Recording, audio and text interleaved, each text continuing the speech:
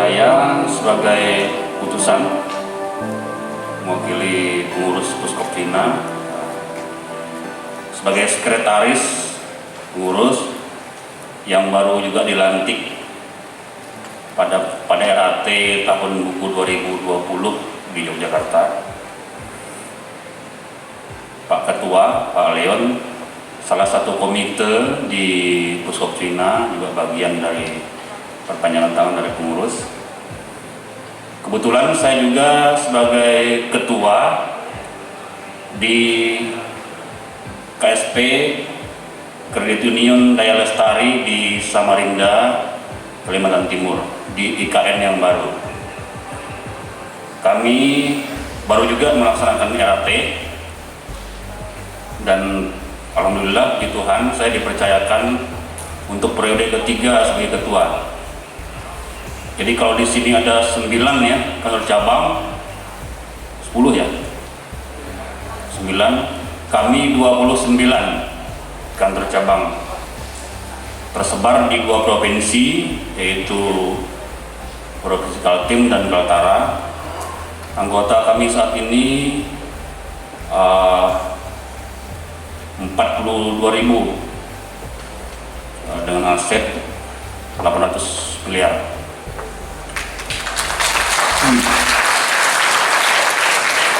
Kalau di jaringan Puskoptina, aset kami yang nomor 1, mohon maaf nih, sorry, sering. Kemudian anggotanya di urutan nomor 2, Daya Lestari.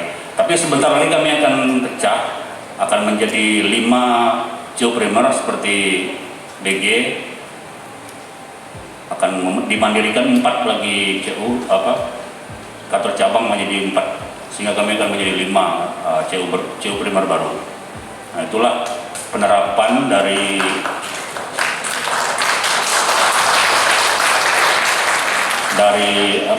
teori manajemen yang harus kita terapkan.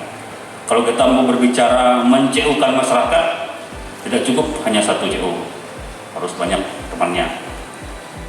Sahabat terkasih, hari ini tim UKM Aufi mendapatkan kesempatan istimewa berjumpa dengan sahabat lama yang penuh dengan perjuangan untuk mengentaskan kemiskinan warga bangsa yang ada di pedalaman Kalimantan Timur.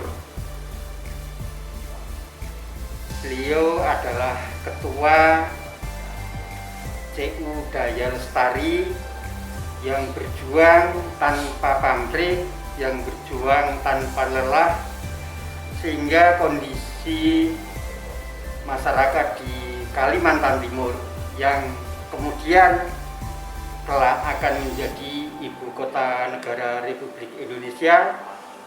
Untuk itu kami sangat berterima kasih kepada Mas Simon Jaang yang pada kesempatan hari ini kita bertemu di Tangerang, Banten.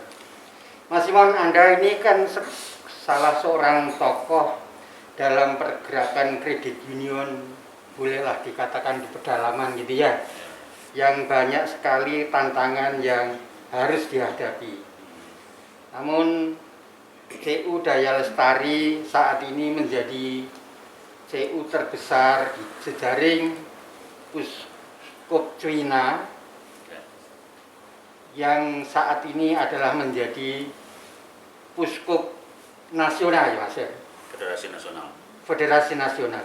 Ya. Dipersilakan Mas Simon, perjalanan perjuangan Anda mulai dari awal sampai sekarang menjadi CU terbesar di jejaring Puskoptina. Silakan Mas.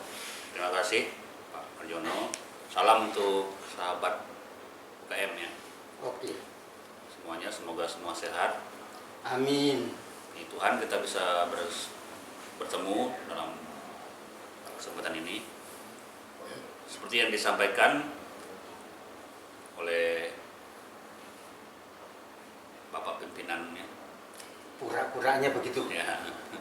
Dan majalah UKM, dan sudah lama kenal baik dengan beliau di Kredit Union Daya Lestari yang saat ini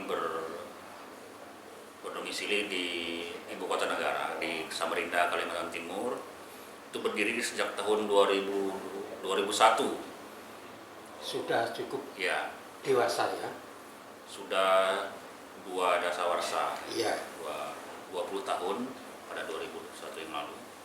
Dan pada saat peringatan 20 tahun waktu itu kita isi dengan mengundang semua stakeholder termasuk para pendiri, keluarga yang masih ada.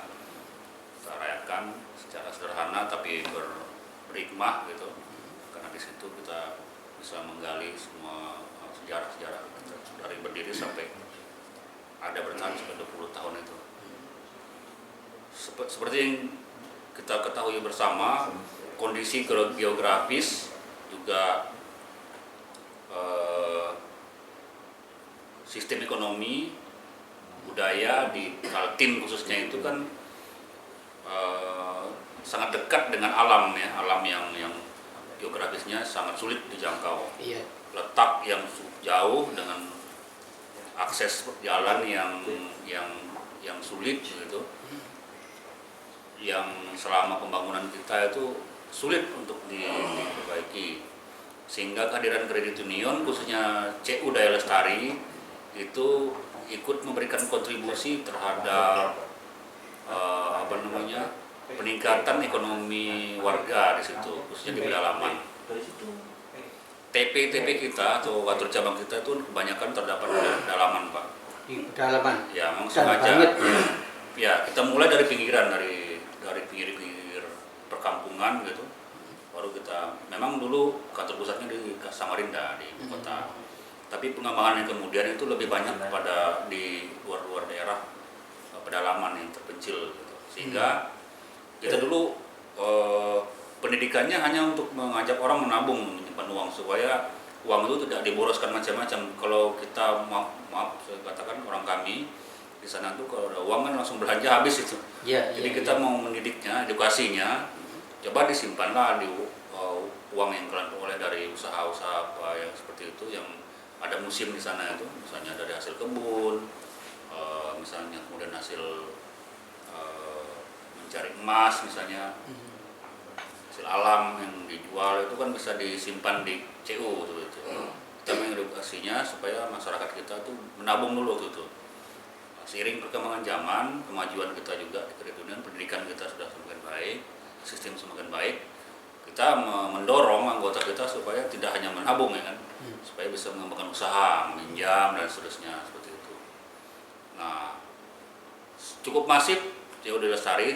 Pada tahun kelima kita mendapat penghargaan Pak sebagai koperasi yang terbesar di Indonesia waktu itu, saya ingat karena saya ini kan ketua periode yang ketiga. Sebelumnya sudah ada senior yang sudah merintis ini, sehingga saya bersyukur bisa meneruskan dengan kondisi yang cukup baik. Nah, nama besar CU Daya Lestari kan sulit kita menjaganya. Sudah terlanjur besar, jadi itulah perjuangan yang harus dijaga supaya nama baik dan juga nama besar itu tetap bisa ada dan bisa diterima. Kesulitan itu dibandingkan ketika mengajak warga masyarakat menabung dengan mempertahankan nama besar itu lebih sulit mana? Sebenarnya lebih sulit mengajak masyarakat untuk lebih care dengan kredit union sebenarnya. Bagaimana mereka niat mereka lebih mau terlibat sekarang, lebih peduli. Itu yang kita rasakan sekarang kesulitannya. Sekarang ini kita tidak terlalu peduli dengan nama besar karena itu otomatis kalau kita kelola dengan baik, sesuai tata kelola CU yang baik, otomatis dia akan tetap lebih berkualitas seperti itu. Kita mendorong menjaga kualitas sekarang, bukan kuantitas lagi. Perkembangan teman-teman anggota setelah merasakan manfaatnya menabung gitu ya, itu seperti apa? Ya, kalau di beberapa TP, kalau kita melihat laporan piutang-piutangnya itu piutang per anggota tuh ada yang di bawah ideal memang. Nah, itu kan menunjukkan bahwa anggota kita tuh hanya mau menabung kan. Jadi meminjamkan kepada mereka tuh atau yang animo mereka untuk meminjam tuh kurang. Nah, ini yang menjadi PR juga ke depan. Karena Daya Lestari ini sudah besar gitu.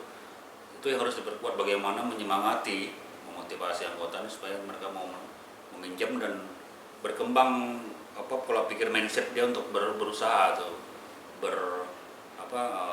sebagai entrepreneur ya, sebagai usaha yang memiliki usaha yang dikembangkan.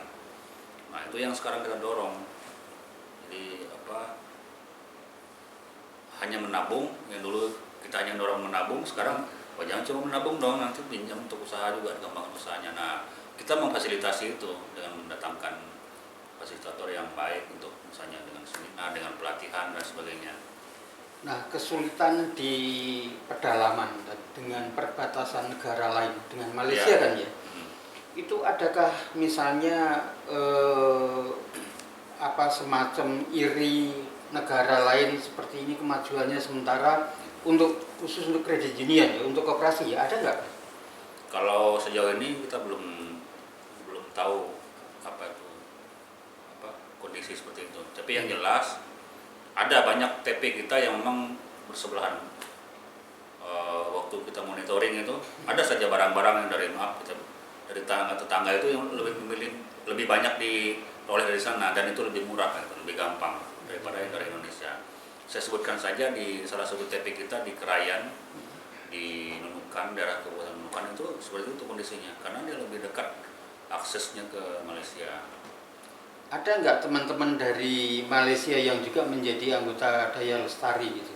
Oh, kalau warganya tidak ada, tapi warga kita Indonesia yang bermukim di sana ada. Ada ya? Ya, di daerah Nunukan itu ada, daerah daerah Tanjung Selor.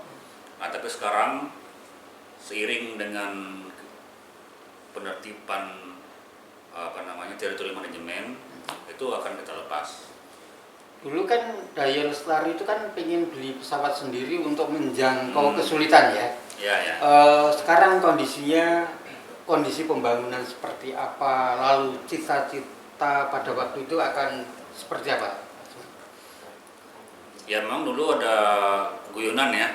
Kita nih bisa lah membeli pesawat untuk kita gunakan untuk akses kita transportasi. Saking sulitnya kita menjangkau TP kita yang jauh. Tapi itu hanya wacana yang mungkin tidak akan kita realisasi sebelum jauh ini benar-benar sehat. Oke. Jadi cukup aja lah kita menggunakan fasilitas negara atau fasilitas daerah yang sudah ada dan sekarang sudah tersedia. Mas Mon, mohon diceritakan tentang pengembangan TP menjadi cabang-cabang atau menjadi primer sendiri-sendiri. Silakan Mas Mon. Nanti ini biar diatur saja sendiri. Silakan. Ya kalau tujuan kita memandirikan ini setelah kita TP atau cabang menjadi CEBU ya. Jadi primer. Primer itu untuk mengefisienkan dan juga mengefektifkan pelayanan kepada anggota. Karena kalau jauh dari jangkauan itu otomatis akan mengganggu pelayanan kita kepada anggota. Jadi biarlah mereka yang jauh, kita dari Samarinda ke utara itu jarak baik itu dari geografis maupun jarak jangkauannya sangat jauh, maka biarlah mereka teman-teman yang di sana yang dekat yang mengelolanya supaya lebih efisien. Kemudian mereka yang tahu kondisi dan hal itu sudah mulai terlihat bagaimana kita bisa baik pendapatan SHU kita karena kita bisa efektif, efisien tadi, mengefisienkan biaya juga. Dari 5 cabang yang akan menjadi primer masing-masing mandiri itu di posisi mana yang paling potensial untuk cepat berkembang? Kalau yang cepat berkembang saya kira itu tergantung dari bagaimana komitmen teman-teman untuk terus mengawal TP itu. Potensinya selalu sama, baik itu di wilayah Kutai Barat ya, kemudian di wilayah Kalimantan Utara, Berau, Kutai Timur dan wilayah Tengah di Samarinda sendiri. Kalau potensi yang cukup besar ini memang di wilayah utara, di daerah utara. Di sana ada 7 TP dan geografisnya sangat luas. Jadi nanti dari TP-TP menjadi primer itu juga ada sekian TP menjadi satu dulu ya? atau bagaimana nantinya? TP-TP yang berada di wilayah itu akan berkembang bergabung menjadi Satu primer. geoprimer ya. Seperti di utara itu ada 7 TP akan bergabung menyatu menjadi satu CU primer. Di wilayah Berau ada 3 TP bergabung menjadi satu TP. Satu primer. Ya, satu primer. Di wilayah Barat ada 5 TP itu bergabung menjadi satu primer. Itu nanti apa namanya? Tidak ada semacam kalau mesti harus legowo rela benar-benar ya untuk menjadi primer masing-masing itu ya. Ya. Jadi kita sudah sowan juga ke para pendiri, mohon izin supaya apa yang telah mereka rintis sudah jauh begitu dengan kondisi yang sangat sulit waktu itu. Akhirnya kita minta izin supaya demi kemajuan dan pelayanan kepada anggota ya mungkin karena berat hati juga para perintis dan pendiri itu membolehkan kita untuk memekarkan ini, memandirikannya menjadi geoprimer. Nanti CU Daya Lestari sendiri tidak akan menjadi push ya? Atau bagaimana nanti gambarannya dengan 5 primer itu? Saya kira untuk saat ini belum ada pemikiran itu ya. Teman-teman yang ada di primer itu nanti akan berapa lama ada pendampingan dari istilahnya dari induk gitu? Kami membuat strategi planningnya itu sampai dengan 2024. Jadi selama 2024 bahkan 2025 masih kita dampingi sampai mereka benar-benar bisa mandiri. Baik. Nah, setelah mereka teman-teman dalam tanda petik memisahkan diri, walaupun sebenarnya diharapkan untuk untuk lebih baik gitu ya.